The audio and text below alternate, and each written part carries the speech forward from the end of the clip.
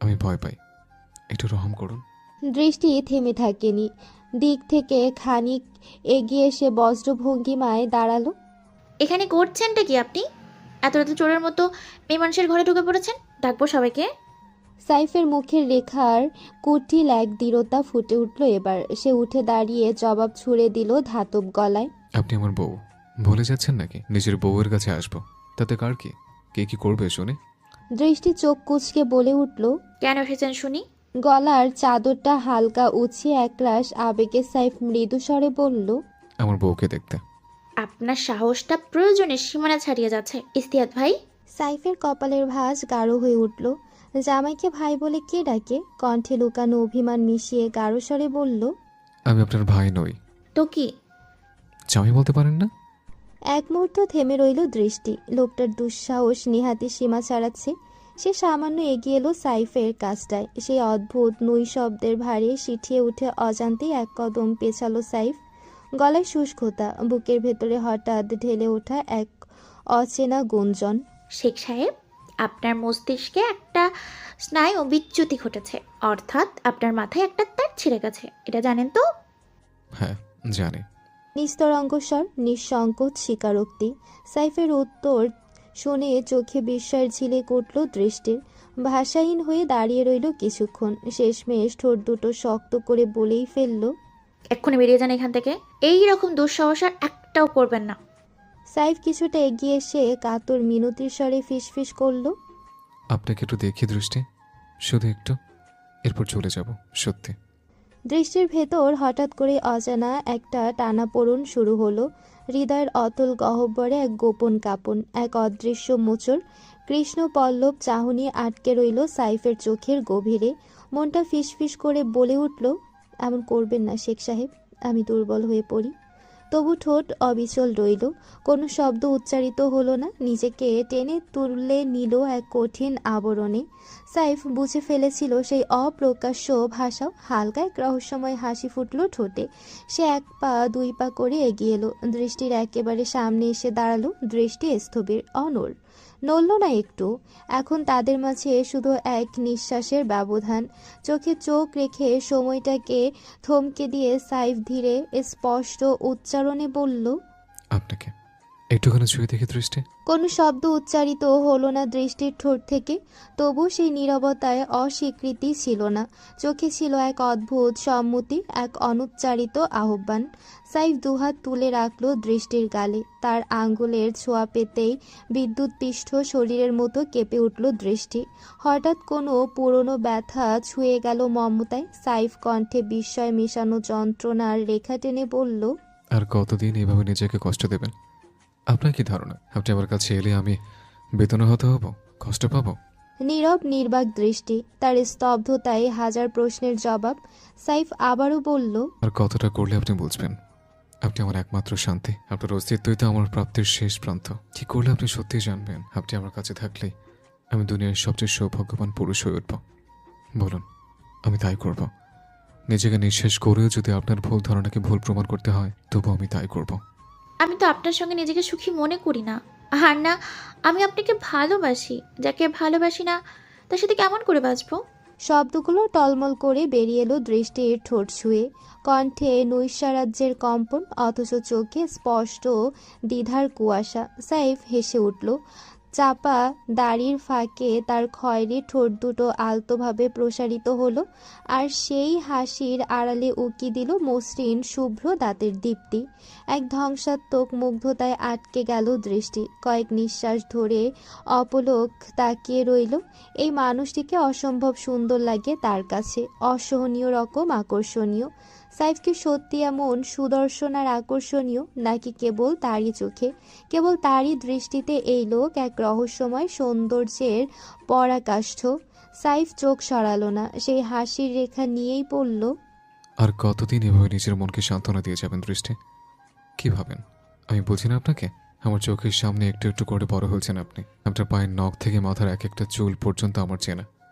আর আপনি আপনি আমার মুখোমুখি দাঁড়িয়ে কথাগুলো বলছেন। আপনি কি সত্যিই ভাবছেন আমি এতটাই অচেনা যে আপনার প্রতিটা অস্বীকারের ভেতরে লুকানো স্বীকারোক্তি আমি টের পাই না? আপনি ভুল ভাবছেন। আমি কষ্টে ভেঙে পড়বো বলেই আপনি দূরে সরে থাকেন। এটাই কি আমার প্রতি আপনার ভালোবাসা নয় দৃষ্টি? কথাগুলো ধীরে গলে পড়ল সাইফের ঠোঁট থেকে। মুখোমুখি দাঁড়িয়ে থাকা দৃষ্টির চোখে চোখ রেখে একটা দীর্ঘ নিঃশ্বাসের মতো ঢোক গিলে ফেলল দৃষ্টি। না না, কিছু নয়। কোনো টান, কোনো টুকরো অনুভব নেই তার ভেতরে। একা একা সে ভালো আছে। অন্তত নিজেকেই সে এমন বুঝিয়ে এসেছে এতদিন। আপনার প্রতি আমার কোনো ভালোবাসাই নেই, কারোর প্রতি নেই। আমি একাই যথেষ্ট। আমার জীবনে আমি একাই বাঁচতে চাই, চিরকাল একাই থাকবো। এক একটা শব্দ নিজের বুকে গেঁথে নিচ্ছিল সে। সাইফ কিছু বলল না। চোখে এক বিন্দু ওলট পালট না এনেই নীরব আর একটু এগিয়ে এলো। তার ঠোঁট গিয়ে থামলো দৃষ্টির নাকের ডগায়। একটা আলতো চুমু খেলো সেথায়, এরপর আরেকটা, একটার পর একটা। চোখের পাতায়, কপালে, গালের রেখায় মুহূর্তেই দৃষ্টির মুখভাব স্নিগ্ধ প্রেমের পবিত্র জলছবিতে পরিণত হলো। স্থির হয়ে গেল দৃষ্টি। তার সমস্ত শরীর নিথর, নিস্পন্দন। অদ্ভুত এক আবেশে চোখ বুজে ফেলল সে। অশ্রুর দুটি কণা রুদ্ধ কণ্ঠের ভাষা হয়ে গড়িয়ে পড়ল গাল বেয়ে। কিন্তু তা নিচে পড়ার আগে সেগুলো স্নেহ ভরে ঠোঁটে চেপে শুষে নিল সাইফ। তারপর দৃষ্টির অনিশ্চিত হাত সাইফের পাঞ্জাবির কোনা মুঠোবন্দি করে ধরল। সে জানে না সে কি করবে, কি চায়, কোথায় দাঁড়িয়ে আছে। সাইফ ধীরে মাথা সরিয়ে নিয়ে নিজের হাত দুটো তুলে আনলো। আঙ্গুলের ফাঁক দিয়ে আলতো করে সরিয়ে নিল দৃষ্টির কপালের ওপর এসে পড়া চুলগুলো। তারপর সযত্নে কানের পাশে গুজে দিল। আমি আপনাকে জোর করবো না দৃষ্টি। আপনার জন্য জনমভর অপেক্ষা করতে পারি আমি। শুধু আমাকে পাশে থাকতে দিন। এই যে আপনি একে একে সমস্ত যন্ত্রণায় গেলেন, বুকের ভেতর পড়ান, একা একে সব কষ্ট উপভোগ করেন, এতে আমার দারুণ হিংসা হয় জানেন। এই দৃশ্য, এই নীরবতা আমাকে জ্বালিয়ে পুড়িয়ে শেষ করে দেয়। আপনার কষ্টের ভাগ আমিও চাই, তবে বিনামূল্যে নয়। তার বদলে আমার সমস্ত সুখ, নিঃশেষ আনন্দ আপনার পায়ের কাছে অর্পণ করতে চাই। দৃষ্টি মাথা তুলে তাকালো, কণ্ঠে একটা বিদ্রুতাত্মক ঝলক। কে বললো আপনাকে যে আমি কষ্ট পাই? এই জগতের যাবতীয় সুখের মালিক আমি।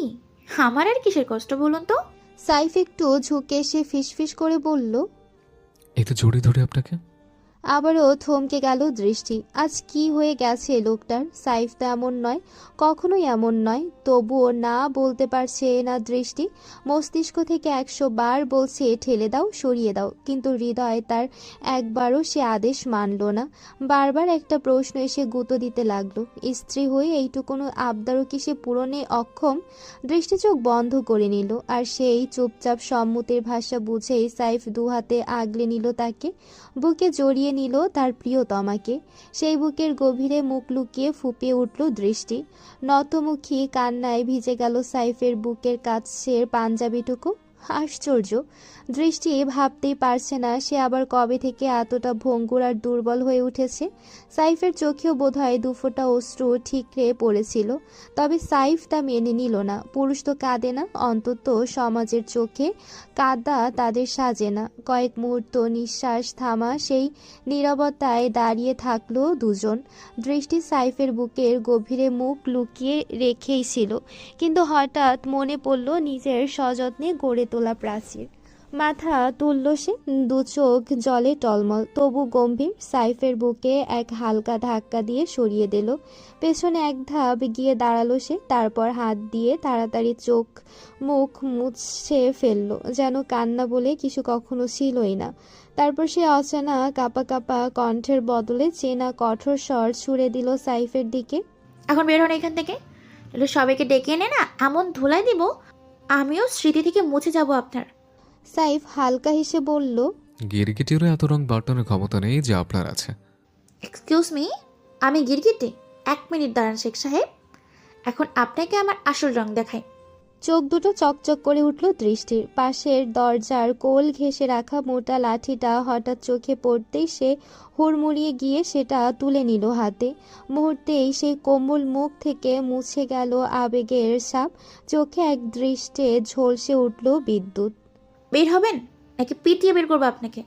সাইফ চোখের পলকে পরিস্থিতির মর্ম বুঝে ফেলল। লাঠির হুমকি একেবারে নিছক নাটক নয়। এই রমণী সত্যিই কিছু করে ফেলতে পারে। নিজের একটুখানি দুর্বলতা প্রকাশ করে দিয়েছে, সেটা ঢাকার জন্য হলেও আজ সাইফের হাড্ডি ভাঙতে পারে। তাই একটু দূরে সরে গিয়ে আত্মরক্ষার চেষ্টা করলো সাইফ। ঠিক তখনই দরজায় হালকা কড়া নাড়ার শব্দ। সেই শব্দের ফাঁক গলে বাহির থেকে ভেসে এলো ইমনের চাপা গলা। ভাই, বাকি রোম্যান্স পরে কইরেন, এখন তাড়াতাড়ি বের হন, ধরা পড়লে ইজ্জতের দফা হয়ে যাবে। সাইফের মুখে এক পশলা আতঙ্ক, এক ফোঁটা লজ্জা। আর ঠিক তখনই দৃষ্টি রক্তচক্ষু নিয়ে এগিয়ে এলো, হাতে মোটা লাঠি। লাঠির ভয়ে হালকা ঘাম নামলো তার কপাল বেয়ে। আর কিছু না ভেবে সাইফ সিটকিনি খুলে হুড়মুড় করে বেরিয়ে গেল। বাইরেই দাঁড়িয়ে থাকা ইমনের উপর গিয়ে হুমড়ি খেয়ে পড়ল সে। ইমন হতভাগ, যার নামে পুরো পাড়া কাঁপে, সেই সাইফ কিনা নিজের বইয়ের কাছ থেকে লাঠির ভয়ে পালাচ্ছে। এই দেখে ইমন চোখ কুঁচকে বলেই ফেলল, এই যে দেখি বাঘ নয় ভাই, ঘরে ঢুকলেই বেড়াল। তখনই দৃষ্টি মাথায় আঁচল টেনে গম্ভীর মুখে সামনে এসে দাঁড়ালো দরজার সামনে, চোখে লেলিহান অগ্নি। আর যদি আপনাদের দুজনকে এই বাড়ির আশেপাশেও দেখি, লোক ভার করে মার খাইব। তা দেখে ইমন ফিসফিস করে বলে উঠল। ইস ভাই, আপনার কপাল খারাপ। সাইফ ইমনের ফিসফিসানির মাঝে ঘরের অন্ধকার ফুঁড়ে পায়ের ধাক্কায় হেঁটে এলো আর এক বিপর্যয় মরিয়ম। ঘুমে ঢুলু ঢুলু চোখ, এলোমেলো চুল, আধখোলা মুখে হাই তুলে সে বেরিয়ে এলো করিডোরে। তা দেখে দুজনে থম মেরে গেল। দূর থেকে তাদের ফিসফিস আওয়াজে হঠাৎ করে মরিয়মের ঘুম ছুটে গেল। চোখ কুঁচকে তাকালো সামনে দৃষ্টির দিকে। ধোঁয়াশার ভেতর ঝাপসা দুটো অবয়ব। মরিয়ম হঠাৎ দু চোখ বিস্ফোরিত করে চিৎকার করে উঠল। তার চিৎকারে বাড়ির গায়ে ভূমিকম্প নামল। দৃষ্টির মুখও ফ্যাকাশে। মরিয়মের গগন বিদায়ী চিৎকারে নিজেই কিছুক্ষণের জন্য বোকা বনে গেল। এমন কিছু না বুঝে আগেভাগে ছুটে পালিয়ে গেল। সাইফও দৌড় দিতে গিয়েছিল, কিন্তু থেমে গেল হঠাৎ।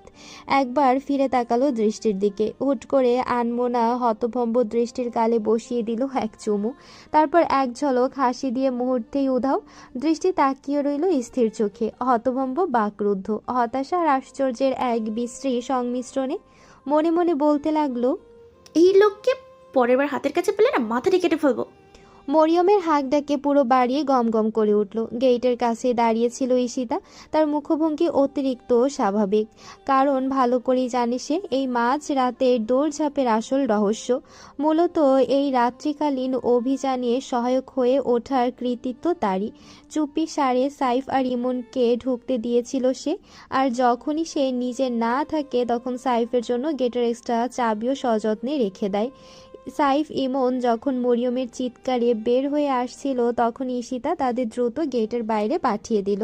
তারপর গেট লাগিয়ে নিজেও কিছুই জানে না এমন ভান করে ছুট লাগালো। এদিকে মরিয়ম এখনো উত্তাল। দৃষ্টি একটু এগিয়ে এসে বলল, কি হয়েছে খালা, এমন গলা ছেড়ে ফেরতেছো কেন? মরিয়ম হাঁপাতে হাঁপাতে বলল। দৃষ্টি আর একটু সামনে এলো, মুখভঙ্গি একেবারে নিরুত্তাপ। কই চোর? আমি তো কাউকে দেখিনি।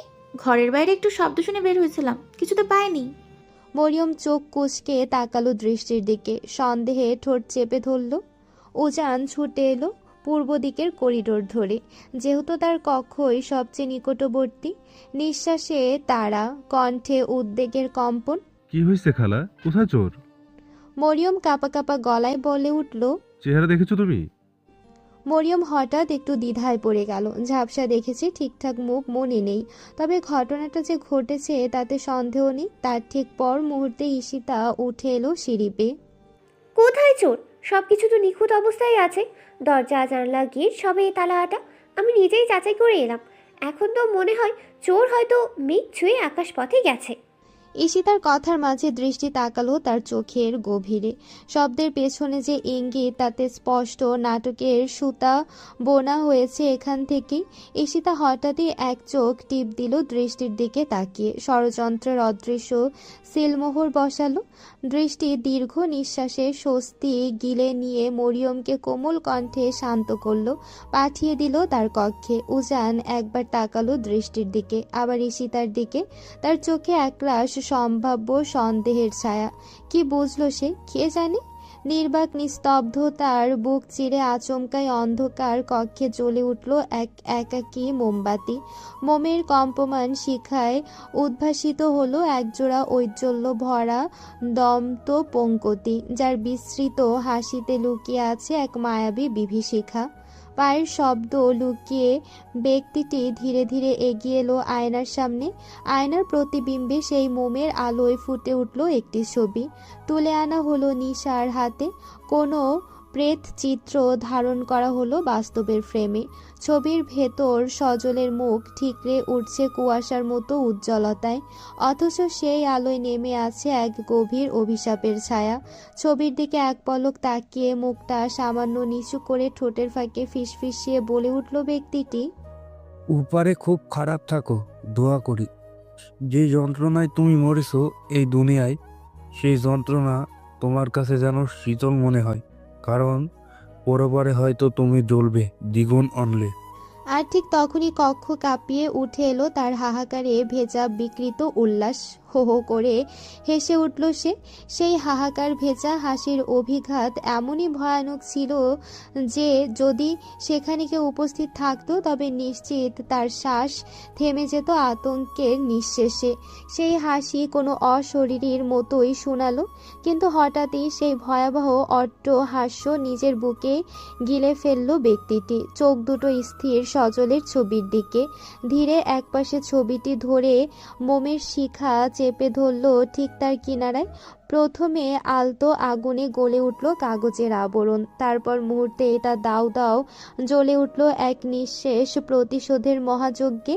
ছবির রেখার সঙ্গেই পুড়ে গেল কারো অস্তিত্ব, যার নাম ছিল সজল। অন্তিম ছায়ের উষ্ণতা ব্যক্তিটি পায়ের নিচে পিষে দিল নীরবে। আগুনের গর্ভে চাপা পড়ে থাকা শেষ অভিশাপকেও নির্মমভাবে ধ্বংস করল। আয়নার সামনে আবারও দাঁড়ালো সে। এইবারের চাহনিতে নিজেকে খুঁজে পেল বিভৎস রূপে, এক বিকৃত বিকলাঙ্গ আত্মার সঙ্গী। ঠোঁটের কোণে টেনে তুলল আরেক দানবীয় হাসি, তারপর এক ফু দিয়ে নিভিয়ে দিল শেষ আশার আলো মোমটা। আর মুহূর্তে কক্ষটা ডুবে গেল অতল এক অন্ধকারে। সকাল সকাল ক্লাবের উদ্দেশ্যে ঘর থেকে বের হলো সাইফ। আজ এক জরুরি বৈঠক আছে। এই এলাকার নাম মায়াপুর। দারুণ বিস্তৃত মায়াপুর একটা অদ্ভুত গড়নের জনপদ, আধা শহুরে আধা মাটির গন্ধে মোড়া গ্রাম্য প্রাণ। এই বৈচিত্র্যময় এলাকায় সাইফের পরিচয় শুধু চেয়ারম্যানের সন্তান বলেই সীমাবদ্ধ নয়। সেই জনপদের ছাত্র সংগঠনের দলনেতা, মেধাবী ছাত্র হওয়ার পাশাপাশি কৈশলী সংগঠন সাইফ। আর তার চেয়েও বড় কথা, জন্মসূত্রে নেতৃত্বের রন্ধে গড়া ছাপ তার মাঝে। ছোট থেকেই তার চারপাশে জমে উঠেছে ভঙ্গিময় ভিড়। ক্ষেত্র বিশেষে তার চরিত্র কেমন যেন বদলে যায়। মাঝে মাঝে ভীষণ গম্ভীর, আবার মাঝে মাঝে খুব সাবলীল হাসি খুশি একটা ছেলে। হুটহাট নিজের মন মস্তিষ্ক কন্ট্রোল করে ফেলা তার বাঁ হাতের কাজ। এই জন্যই এলাকার ছেলেরা চোখ বুজে বিশ্বাস করে তাকে। সকলেই দারুণ ভক্ত তার। ছোটবেলা থেকেই সাইফ বুকে লালন করেছে একটা স্বপ্ন, মায়াপুরকে গড়তে হবে অন্যরকম করে। এই জনপদের রাজনীতিতে রাজনৈতিক দল থাকলেও বাস্তব রূপ দাঁড় করায় ছাত্র সংগঠন।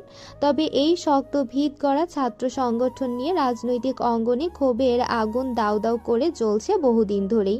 বিভিন্ন প্রভাবশালী দলগুলোর কাছে এরা এক বিপজ্জনক কাঁটা, কারণ এই ছেলেপুলেদের জন্য মায়াপুরে প্রকৃত অর্থে কেউই একক রাজত্ব কায়েম করতে পারে না। সরকার নির্ধারিত অর্থ শতাংশ উন্নয়নমূলক প্রকল্প, সে শিক্ষার হোক কিংবা স্বাস্থ্যের, বেশিরভাগই বাস্তবায়ন হয় এই সংগঠনের তদারকিতে। কারণ সংগঠনটি কোনো দলের প্রতি অনুগত্য সূত্র নয়, বরং জনমতের প্রয়োজনে নিরপেক্ষ পথ বেছে নেয়। এখানেই যত বিষ। তাই একের পর এক দলও চেষ্টা করছে প্রলোভন, ভয়ভীতি, কৌশল কিংবা আর্থিক পৃষ্ঠপোষকতার মাধ্যমে এই সংগঠনের রাশ নিজেদের হাতে আনতে। কিন্তু এখানেই ভরসার জায়গা মায়াপুরবাসীর। তারা জানে রাজনৈতিক পতাকার নিচে ঢুকলেই শুরু হবে ভাগাভাগি, আর ভাগাভাগি মানেই দুর্নীতির কষাঘাত। তাই জনসাধারণ নিজেদের অবস্থান থেকে সরতে নারাজ। তারা চায় না ছাত্র সংগঠন দলীয় হোক, তারা চায় এটি থাকুক জনগণের প্রতিনিধি হয়ে। আজকের বৈঠকের বিষয় খুবই স্পর্শকাতর। মায়াপুরের দক্ষিণ প্রান্তে ছড়িয়ে থাকা বিস্তৃত এক বালু মাঠ নিয়ে। এখানে প্রতিদিন ছেলেপুলেরা খেলাধুলা করে আর কিছু গরিব মানুষ ছোটখাটো দোকান দিয়ে নিজেদের পেট চালায়। সেই মাঠকে ঘিরেই এখন জমে উঠেছে ধূর্ত হায়েনার আসর। চকচকে শহরে মুখোশের আড়ালে কিছু প্রভাবশালী দৃষ্টিপাত করেছে এই নিভৃত মাঠের দিকে। পরিকল্পনা গার্মেন্টস নির্মাণ, মুখে বুলি এলাকার গরিবদের কর্মসংস্থান করে দিবে, কিন্তু বাস্তবে ছদ্মবেশে জমি দখলের নগ্ন আয়োজন। গার্মেন্টসের নাম করে গোপনে জমি কেনাবেচা ইতিমধ্যে শুরু হয়ে গেছে।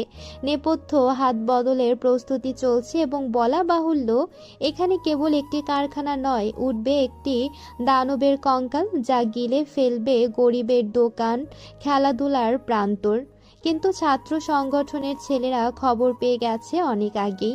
এই তথাকথিত গার্মেন্টস প্রকল্পের আড়ালে জমি কিনে ধীরে ধীরে তা হস্তান্তরের চুক্তি হয়ে গেছে বহিরাগত ব্যবসায়ীদের হাতে। আজকের বৈঠকে সেই মাঠ নিয়েই আলোচনায় বসবে সবাই। সাইফ এখানকার মুখ্য কণ্ঠস্বর, তার পাশে থাকবে ছাত্র সংগঠনের সকল ছেলেরা, আর উপস্থিত থাকবে এলাকার চেয়ারম্যান, মেম্বার, প্রতিপক্ষ রাজনৈতিক দলের প্রতিনিধি থেকে শুরু করে কিছু বিত্তশালী ভূমিখোরও। বাড়ির চৌকাঠ পেরোতে ইমনের নেতৃত্বে কয়েকজন তরুণ উঠে এলো সামনে, ভগ্ন সুরে বলল, ভাই আজকে কিছু একটা গড়বড় হইতে পারে মনে হয়। সাইফ কোনো উত্তেজনায় গা ভাসালো না। বাকিদের আগে পাঠিয়ে নিজে চুপচাপ চড়ে বসলো ইমনের পেছনে বাইকে। কারাতে সাহস? সাইদুল হবে ভাই। জমি দিলে যদি মোহর পরে সবচেয়ে মোটা কমিশনটা তার পকেটেই ঢুকবে। সাইফের দুহাত উঠল মাথায়, আঙ্গুলের ফাঁকে ফাঁকে চুলগুলো পেছনে ঠেলে দিল এক প্রকার দৃঢ় ভঙ্গিমায়। বাইকের লুকিং গ্লাসে নিজের প্রতিচ্ছবি দেখে কিছুক্ষণ তাকিয়ে থাকলো। খোঁচা খোঁচা চাপদারির উপর একবার হাত বুলিয়ে নিল। বলতো আজকে আমাকে কেমন লাগতেছে? হ্যান্ডেলের উপর দৃঢ়ভাবে দুই হাত রেখে ইমন এক ঝলক পেছনে ফিরে চাইল, মাত্র 2 সেকেন্ডের জন্য। তারপর চোখ ফেরালো সামনে, হালকা হেসে বলল, সেই লাগতাছে ভাই, পুরাই নায়ক। সাইফ গলায় খুনসুটির সুর টেনে বলল, আচ্ছা এমন না, তুই তো আমার সব খবর জানিস। বলতো তোর ভাবির কাছে আমার ভালো লাগে? তোর ভাবি তো পরীর মতো, আর আমি পরীর পাশে দাঁড়ালে জিনের মতো ভয়ঙ্কর লাগে না তো? ফিক করে হেসে দিল ইমন। কি যে বলেন ভাই, আপনি হইলেন তামিল ছবির নায়কের মতো, যার মুখ দেখেই সবার হুঁশ উড়া যায়। ভাবির পাশে যেভাবে আপনি জুৎসই আর কেউ হইতেই পারে না। একটু থেমে আবার বলল, মেয়েগুলারে দেখেন না ভাই, আপনারে দেখলেই কেমন পাগলা ঘোড়ার মতো ছুটে আসে। আপনার একটু পাত্তা পাওয়ার জন্য কত কি করে, কি যে পছন্দ করে তারা আপনারে। হব বেটা, অন্য মেয়েদের পছন্দ দিয়ে আমি কি করব? আমি লয়াল। তোর ভাবির পছন্দই আমার চূড়ান্ত মাপকাঠি। ভাবছি জিমে ভর্তি হব, কি বলিস? এই কথার মাঝে ইমন আচমকা বাইক থামিয়ে দিল। ভাই নামেন। সাইফ কিছু না বলে নেমে দাঁড়ালো। ইমনও বাইক থেকে নেমে তার সামনে এসে দাঁড়ালো। হঠাৎ করে ইমন সাইফের কাঁধ থেকে চাদরটা টেনে নিল, তারপর একবার ঘুরে ঘুরে দেখে নিল সাইফের পুরো শরীর। সাইফ মুহূর্তে থমকে গেল, বুঝে উঠতে পারছিল না ইমনের আচরণের এই নাটকীয়তা কি উদ্দেশ্যে। ইমন একবার সাইফের বুকের উপর দুহাত বুলিয়ে বলল, দেখেন ভাই দেখেন, কি স্ট্রং বডি আপনার, একেবারে পেটানো বডি। দেখলেই মনে হয় বহু কসরত কইরা এই শরীর বানাইতেন, একেবারে ফিটফাট। কসম ভাই, এই শরীর দেখেই ভয় পাইছে কতজন। একটুখানি থেমে আবার বলে উঠল, আপনার জিমে ভর্তি হওয়ার দরকারটা কি? এই শরীর তো এমনিতেই রণক্ষেত্রের জন্য প্রস্তুত।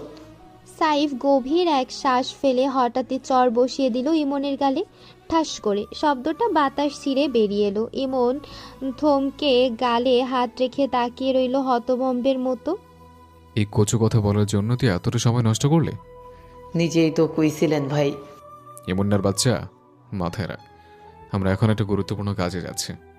ও হ্যাঁ ভাই, ভুলে গেছিলাম। মুহূর্তেই হুঁশ ফিরল ইমনের। সাথে সাথে সাইফের চরের কথা তার মন মস্তিষ্ক থেকে এক লাথিতে সরিয়ে দিল। তড়িঘড়ি সাইফের চাদরটা তুলে আবার গায়ে জড়িয়ে দিল। ডার্ক কফি রঙা পাঞ্জাবির উপর সাদা চাদরের আবরণ সাইফকে এক দৃঢ় মহিমায় মুড়ে ফেলল। ভাই একেবারে ধুমধুমার লাগতেছেন, দেখলেই সবাই হা কইরা থমকা চা থাকবো, টাসকি খাইব সবাই, চলেন। সাইফ ঠোঁটের কোণে হালকা হাসি টেনে বলল, সবাই থমকায় টাস্কি খেলে চলবে না। যদি কোনোভাবে তোর ভাবের চোখে বিস্ময়কর ঝলক ফুটে টাস্কি খাওয়াইতে পারি তাহলে জীবন সার্থক। ইমন কাঁধ ঝাঁকিয়ে মুচকি এসে বলল, ভাই ওটা তো ভাবি আগেই খাইছে, শুধু স্বীকার করে না, এইটুকুই ব্যাস। সাইফের চোখে প্রশংসার হাসি খেলে গেল। এর জন্য তোর বকশিস দেওয়া হবে বেটা, চল। গুরুত্বপূর্ণ কিছু কাগজপত্রে চোখ বুলাচ্ছিল উজান। কাগজের প্রতিটি পাতায় ভাঁজে তার অতীত ঘোরাফেরা করছে। তার বাবার একসময় রাজসিকভাবে গড়ে তোলা বিশাল ব্যবসা ছিল বলাটা ভুল হবে, ব্যবসাটা আজও আছে কিন্তু প্রাণহীন। উজান কখনোই এই ব্যবসার ঘেরাটোপে নিজেকে আটকে রাখতে চায়নি। তার মাথায় বরাবরই একটাই মানচিত্র আঁকা ছিল, উচ্চশিক্ষা, বিদেশে যাওয়া এবং ক্যারিয়ারের নির্মোহ শৃঙ্খলায় নিজেকে গড়ে তোলা। 5 বছরের অধ্যবসায় সেই লক্ষ্য ছুঁয়েও ফেলেছিল সে। বিদেশে চাকরি, মর্যাদা আর নিখুঁত জীবন রুটিন, কিন্তু কোথাও একটা গিয়ে সব ধুলোয় মিশে গেল। তার অভ্যস্ত জীবনটা ধীরে ধীরে রূপ নিল রোবটিক এক কাঠিন্যে। সকাল, খাওয়া, অফিস, ফিরতি, নিঃশ্বাস সব কিছু এতটাই নিয়মমাফিক যে সে আর মানুষ নেই, নিছক একটা সময় সাপেক্ষ প্রোগ্রাম হয়ে গেছে। একঘেয়েমির গাঢ় চাদরে ঢাকা পড়ে যেতে লাগলো তার প্রাণ। জীবনে রোমাঞ্চের, ঝুঁকির, প্রাণের ছোঁয়া নেই। এমন কাঠিন্য বেঁচে থাকা উজানের পক্ষে আর সম্ভব নয়। সেই সিদ্ধান্ত থেকেই তার এই প্রত্যাবর্তন। এবার সে তার বাবার ব্যবসা নতুনভাবে দাঁড় করাবে। ছায়ের নিচে যে অঙ্গার কখনো ধিকি ধিকি করে জ্বলছে তাকে সে আগুনে রূপ দেবে। এরপর সেই ব্যবসার একটা ব্রাঞ্চ শিফট করবে জার্মানিতে। যদিও বহুবার তার বাবা চেয়েছিলেন উজান বড় হয়ে যাতে পারিবারিক ব্যবসায় মন দিক, দায়িত্ব কাঁধে তুলে নিক, কিন্তু সেসব কথা বাতাসে মিলিয়ে গিয়েছিল। উজান তখন ভেবেছিল সে স্বপ্নের পথে হাঁটবে, নিজের মতো করে গড়ে তুলবে এক তার নিজের নতুন পৃথিবী। আজ যখন সেই পৃথিবীটা নির্মম বাস্তবতায় ফাঁপা হয়ে দাঁড়িয়েছে, তখন বাবার সেই ডাকগুলো হৃদয়ে অনুরণ তোলে। তবুও কিছুই ফিরিয়ে আনা সম্ভব নয়, বাবা নেই। এই নিঃসঙ্গতার ভেতর উজান নিজের ছায়ার সাথে ঘনিষ্ঠতা বাড়িয়েছে। আয়নার সামনে দাঁড়ালে সেখানে যে মানুষটাকে দেখে তাকে ভালোবাসার মতো কাউকে এখন আর খুঁজে পায় না সে। অবশ্য একটা প্রাণ এখনও তাকে ছুঁয়ে থাকে, যার নাম অরুণা। কিন্তু এই সম্পর্কের মাঝে জমে উঠেছে বহু বছরের গুমোট অভিমান, অভিমানের পাহাড়, যেটা ভাঙতে হলে দরকার ধৈর্য, ভালোবাসা আর নতজানু প্রতিজ্ঞা। তবু জান ভাবে এখনো সব কিছু শেষ হয়নি, সময় এখনো আছে। জীবন তাকে এই ভাঙনের প্রান্তে দাঁড় করিয়ে নীরব এক শিক্ষা দিচ্ছে। এবার সে বাঁচতে চায় প্রাণ খুলে, হাসি মুখে। কিন্তু এই যুদ্ধে সে একা পারবে না। এই ধ্বংসস্তূপের ভেতর থেকে ব্যবসাটাকে আগের জায়গায় তুলতে হলে চাই অরুণার সাহায্য। অরুণা খুবই বুদ্ধিদীপ্ত একজন মহিলা, একসময় তার বাবার ব্যক্তিগত সহকারী হিসেবেও ছিলেন। তাই আপাতত অরুণার বিকল্প কেউ নেই। তবে সমস্যাটা একটাই, অরুণাকে রাজি করাতে হবে, আর অরুণাকে রাজি করাতে পারে শুধুমাত্র একজনই। দৃষ্টি আপু, তোমাকে উজান ভাই ডাকছে। কেন? পড়ার টেবিলের সামনে বসেছিল দৃষ্টি। আজকে ক্লাস নেই, তাই কলেজ যাওয়া হয়নি। তাই বলে বসে থেকেও লাভ নেই। এই কয়েকদিনে পড়ার তার কিছুটা গ্যাপ পড়েছে, সেগুলো আবার পূরণ করতে হবে। সেজন্যই বসে পড়ছিল সে। কিন্তু এমন সময় এই ডাক কেমন একটা অনাহুত ঝংকারের মতো ঠেকলো ওর কানে। বলছি জরুরি ব্যাপার, ছাদে যেতে। কিছুক্ষণ চুপ থেকে চোখ নিচু করলো দৃষ্টি। উজান এখন কেন ডাকছে তাকে, ঠোঁটে জমে থাকা প্রশ্নটা গিলে ফেললো। আচ্ছা তুমি যাও। ঈশিতা চলে গেল। দৃষ্টি ধীরে বই বন্ধ করলো, গায়ের আঁচলটা গুছিয়ে নীরব অভ্যাসের ছাদের দিকে এগিয়ে গেল। ডেকেছিলেন? হ্যাঁ। উজান ছাদের রেলিংয়ে হেলান দিয়ে দাঁড়িয়েছিল, মুখে গভীর ভাবনা। দৃষ্টির কণ্ঠে প্রশ্ন শুনেই চমকে তাকালো। একটু কথা ছিল তোর সাথে, বস এখানে। ছাদের এক কোণে রাখা একটা পুরনো কাঠের বেঞ্চ অবসরের আড্ডার আসন হিসেবেই দেওয়া হয়েছিল। দৃষ্টি বসে পড়ল। মুখে কেমন এক নির্লিপ্ত ভাব, না রাগ না উৎসাহ, এক ধরনের ভেতর খাওয়া নিরাসক্তি। উজানকে নিয়ে কখনো আগ্রহ জন্মায় না তার, তেমনি বিরক্তিও হয় না। অনুভূতির কোনো সংজ্ঞা সেখানে স্থির নয়, সবসময় কেমন অনুভূতি শূন্য থাকে দৃষ্টি। উজান সামান্য সময় নিয়ে বলল, দৃষ্টি, আমি বাবার হস্তশিল্পের কারখানাটা আবার চালু করতে চাই। ব্যবসাটা নতুন করে শুরু করব। কথাগুলো বলে থেমে গেল উজান। ভেতরে কেমন এক অস্থিরতা, অথচ বাইরে মুখটা বরাবরের মতো শান্ত। দৃষ্টি কিছুক্ষণ এক দৃষ্টিতে তাকিয়ে রইল তার দিকে। উজান আর ব্যবসা, তাও দেশে থেকে? এই মানুষটা তো বারবার বিদেশমুখী, এখন সে ফিরতে চাইছে মাটির টানে। কেন? ছোট করে এই প্রশ্নটা ছুড়ে দিল দৃষ্টি। বাবার শেষ অবলম্বনটা আঁকড়েই আমি আবার শুরু করতে চাই দৃষ্টি। এই যন্ত্রচালিত নিঃস্ব জীবন আমার সহ্য হচ্ছে না। ও। তোর সাহায্য দরকার। আমি আপনাকে কিভাবে সাহায্য করব?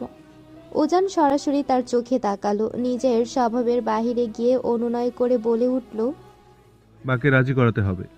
মা এখন আমার উপর তেমন বিশ্বাস করে না। বাবার গড়া এত বড় কিছু যদি আমি নষ্ট করে ফেলি, মা কিছুতেই ব্যবসা আমার হাতে তুলে দেবেন না। বড় মা যদি আপনার কথা না শোনে, তাহলে আমার কথা শুনবে? অবশ্যই শুনবেন। মা তোর সব কথা শুনে, সেটা তুই জানিস। আর যেভাবে তুই বোঝাতে পারবি আমি তা কোনোদিন পারবো না। দৃষ্টি, এই একটা হেল্প কর আমাকে প্লিজ। দৃষ্টি কিছুক্ষণ চুপচাপ বসে রইল। ছাদের ওপরে পাখির ছায়া উড়ে গেল। দূরে কোথাও একটা কাক ডাকলো। তারপর গভীর এক নিঃশ্বাস ফেলে মৃদু স্বরে বলল, আমি কি আপনাকে বিশ্বাস করতে পারি যদি আপনি আঙ্কেলের কষ্টে গড়া নাম সম্মান সেই শিকড়টাই নষ্ট করে ফেলেন? তখন এর দায়ভার কি শুধু আপনারই থাকবে, আমার উপর এসে পড়বে না? উজান খপ করে বসে পড়ল দৃষ্টির পাশে। চারপাশে এক পশলা বাতাস বয়ে গেল। আমি এই ব্যবসার জন্যই ডেম্পারের দৃষ্টি। অনেক ভেবেচিন্তে সিদ্ধান্তটা নিয়েছি। আমি কথা দিচ্ছি, নিজের সর্বস্ব দিয়ে চেষ্টা করব। দৃষ্টি হালকা একটু হাসল। খুব সযত্নে গুটিয়ে রাখা একটা অনুভব মুখ চোরা হয়ে বেরিয়ে এলো তার ঠোঁটে। আসার পরেই প্রথমবার উজান ওকে এত স্বাভাবিক, এত জীবন্তভাবে হাসতে দেখলো। ঠিক আছে, আমি বড় মায়ের সঙ্গে কথা বলবো। তবে একটা কথা মনে রাখবেন, আমি আশা করি আপনি আপনার দেওয়া কথাটা রাখবেন। থ্যাংক ইউ দৃষ্টি। আচ্ছা, আমি যাই। বলেই উঠে দাঁড়ালো সে। তবে পেছন থেকে আচমকা গলা উঠালো উজানের। বিয়ের কথাটা একবারও বলিসনি কেন আমায়? থেমে গেল দৃষ্টি। পা থেকে শব্দ সরে গেল। মাথা সামান্য নামিয়ে শান্ত স্বরে বলল, জানানোর মতো কিছু ছিল না। কণ্ঠে কোনো আবেগের তরঙ্গ নেই তার। উজানের গলায় এবার হালকা আক্ষেপ, না বলা অনেক কথার টান। জানালে ভালো হতো না? আমি তো এখনই আপনার সাথে ঘর বাঁধানোর চিন্তা ভাবনা করিনি যে জানানোটা কোনো ঘোর পাপ বলে গণ্য হবে। তাছাড়া সত্যি কখনো চাপা থাকে নাকি? এই তো জানার মতোই কথা। আমার থেকে না হলেও কারো না কারো থেকে জেনেছেন। তবুও তোর মুখ থেকে শুনলে ভালো লাগতো। উজানের শেষ বাক্যটা কেমন থেমে থাকা হাহাকার হয়ে ঝরে পড়ল শূন্যে। আমি আপনাকে আর অপরাধবোধের বিষে পুড়িয়ে রাখতে চাইনি। যা ঘটেছে তা আমার জীবনের গহ্বরে। সেই ধ্বংসস্তূপের দায় আমি অন্য কারোর কাঁধে চাপিয়ে মুক্তির অভিনয় করতে পারি না, তাই না? উজান নির্বাক। কি বলবে সে? শব্দেরা একে একে গলায় জমাট বাঁধা কষ্ট হয়ে ঝুলে রইল। তথাপি ভেবে দেখল, ঠিকই তো। যদি সত্যি দৃষ্টির মুখ থেকে শুনতো, তাহলে লজ্জার সেই ঢেউ হয়তো বুক চিরে আরও ভেঙে দিত তাকে। দৃষ্টির জায়গায় অন্য কেউ থাকলে হয়তো বিষাক্ত ঠোঁটে কটাক্ষ ছুঁড়ে ক্রোধের ভাষায় অনুযোগ জানাতো অনেক আগেই। কিন্তু দৃষ্টি তা করেনি। সে থেমে থেকেছে, সময়ের হাতে ছেড়ে দিয়েছে সমস্ত ব্যাখ্যার ভার। সময়ই তার হিসেব নিকেশ করছে। উত্তাল হয়ে সাইদুলের সাজানো গুন্ডা পান্ডাদের পেটাচ্ছে সাইফ। চোখের কোণে ঘাম জমে পাগল নদীর মতো গড়িয়ে পড়ছে। মাত্র কিছুক্ষণ আগে ক্লাব ঘরে সিদ্ধান্ত হয়েছিল বালুর মাঠ থাকবে যেমন আছে তেমনই। সন্ধ্যার শিশুরা সেখানে দৌড়াবে, বিকেলের গরিব মানুষগুলো খুদে দোকান পেতে দুমুঠো ভাতের আশায় বসবে। এই মাটি কোনো ধনী অহংকারের সিংহাসন হবে না, হবে না দরিদ্রের অধিকার হরণ, সবাই মেনেছে। প্রতিদ্বন্দ্বী পক্ষের নেতারাও সায় দিয়েছে, কারণ লোক দেখানো নৈতিকতা প্রদর্শনের এ সুযোগ হাতছাড়া করা চলে না। এখন সকলেই নিজেদের বীর সাজিয়ে নিজেরাই নিজেদের গুণগান রচনা করবে। কিন্তু ক্ষতির গ্লানি গিলে রাখতে পারেনি সাইদুল। সাইফের এক চতুর চালেই উবে গেছে মোটা অঙ্কের কমিশনের স্বাদ। এই অপমান সে চুপচাপ গিলবে এমন বোকা সে নয়। তাই প্রতিশোধের ছক কষে শহরের কিছু ছেলেপুলে পাঠিয়েছে সাইফকে শিক্ষা দিতে। কিন্তু যাকে ঘিরে ফাঁদ সে তো শিকার নয়, শিকারী। সাইফ আগেই আজ করেছিল সাইদুল এমন নোংরা খেলায় নামবে, কারণ এই ছেলে মানুষই এর আগেও সে দেখেছে তার থেকে। তাই নিজের ছেলেপুলেদের আগে ভাগেই সতর্ক করে রেখেছিল। ক্লান্ত নিঃশ্বাসে থামলো সাইফ, বাকি কাজটা ছেলেদের হাতে তুলে দিল। কারণ কেমন শাস্তি প্রাপ্য সেটা বুঝিয়ে দিল নিখুঁতভাবে। আর তারপর সরে গেল সে। তো বাবু কি করছেন? হাতের ধোয়া ওঠা চায়ের ট্রে নিয়ে ঘরে ঢুকলো ঈশিতা। ঘরে তখন সকলেই নিজেদের মধ্যে কি গোপন গুঞ্জনে মত্ত। ঈশিতাকে দেখা মাত্রই নয়নের চোখ বিস্ময়ে থমকে গেল। মেয়েটাকে আজ অস্বাভাবিক সুন্দর লাগছে। তোবা হাত থেকে মোবাইল নামিয়ে একবার তাকালো তার দিকে। মেয়েটার স্বভাবটাই অদ্ভুত, প্রয়োজনের তুলনায় বেশি ভালো। অকারণে অতিরিক্ত মিশুক স্বভাবটা তুবার চোখে মোটেই সয় না। ঠিক তখনই বারান্দা থেকে ভেতরে এলো আফরা। আর ঈশিতা, বসো না। ঈশিতা ট্রেটা টেবিলে নামিয়ে রেখে ধীরে ধীরে গিয়ে বসলো তাদের পাশে। আপু, আপনারা তো অনেকদিন হলেও এসেছেন। উজান ভাই নিশ্চয়ই এতদিনেও কোথাও ঘুরতে নিয়ে যায়নি, তাই না? ঈশিতার কথাটা শেষ হতেই নয়ন ঝট করে উঠে বসলো। হ্যাঁ, নেয়নি তো। আসার আগে একেবারে জোর করে টেনে এনেছিল আমাদের। বলেছিল মজা হবে, ঘুরবো, ধুমধাম আড্ডা হবে। আমরাও ভেবেছিলাম ভ্যাকেশনে একটু রং লাগবে। আর এখন এনে আমাদের একেবারে শোপিসের মতো সাজিয়ে রেখে দিয়েছে। নয়নের অভিমানের সুরে ঘরে ছড়িয়ে পড়ল হাহাকার। সবাই হতাশ মুখে মাথা নেড়ে সায় দিল। ঈশিতা ধীরে ধীরে চারপাশে তাকালো। একে একে সবার মুখের ভঙ্গি পড়ল। তারপর গালে হাসি টেনে বলল, ঠিক আছে, মন খারাপ করার কিচ্ছু নেই। আজকে আমরা সবাই মিলে শপিংয়ে যাব। উজান ভাইয়াকে আমি নিজের রাজি করে দিব। ব্যাস, এতেই কাটা ঘায়ে নুনের ঝাঁজ নামলো তুবার বুক জুড়ে। প্রথম দিকে দৃষ্টির উপস্থিতি তার চোখে ছিল অসহনীয়। পরে যখন শুনেছে দৃষ্টি বিবাহিত, বিরক্তিটা খানিকটা কমেছিল। কিন্তু এখন এই ঈশিতার হাসি খুশি স্বভাবই তার সহ্যের সীমার বাইরে। কি নিয়ে এত আলাপ চলছে? হঠাৎ দরজায় এসে দাঁড়ালো উজান। ওই যে উজান এসে পড়েছে। বলেই ঝটপট উঠে দাঁড়ালো তুবা। সুযোগ খুঁজছিল, তাড়াতাড়ি বলল, উজান চল, আজ আমরা সবাই মিলে শপিংয়ে যাই। উজান একবারও তার দিকে ভালোভাবে তাকালো না, সংক্ষিপ্ত স্বরে উত্তর দিল, আমি যেতে পারবো না, আমার কাজ আছে, তোরা যা। এরপর চাহনি না ফিরিয়ে ঈশিতার দিকে তাকিয়ে বলল, ঈশিতা, আমার জন্য এক কাপ কফি করে আমার রুমে নিয়ে আয়। টেবিল থেকে একটা ফাইল হাতে নিয়ে সোজা নিজের ঘরে চলে গেল সে। মুহূর্তেই তুবা অদৃশ্য অপমানের তাপে দগ্ধ হয়ে গেল। ঠোঁট কামড়ে স্থির দাঁড়িয়ে রইল। ঈশিতা সবার দিকে একবার চোখ বুলিয়ে নিয়ে চুপচাপ উঠে গেল উজানের জন্য কফি বানাতে। শোনেন, কতবার বলেছি আপনাকে এভাবে আমাকে জ্বালাবেন না, তাও লাফিয়ে লাফিয়ে চলে আসেন কেন? এমন ঠোঁটে দুষ্টু হাসি টেনে বলল, আপনাকে না জ্বালালে আমার পেটের ভাত হজম হয় না, সেই জন্যই আসি। কথাটা শেষ হতেই নীলিমা হাতে থাকা পানির বোতলটা ছুঁড়ে দিল সোজা ইমনের দিকে। এমন ঝটপট হাত বাড়িয়ে তা ধরে নিল। এইভাবে আসতে মারলে হবে নাকি? আপনার শরীরে তো একটু জোর নেই দেখে। নীলিমার চোখে আগুন জ্বলে উঠল। কটমট করে তাকিয়ে গলা উঁচু করে ডাক দিল, খালা, খালা, কই তুমি? নীলিমার চিৎকার শুনে দৌড়ে এলো রাহেলা। কি হয়েছে নীলুমা?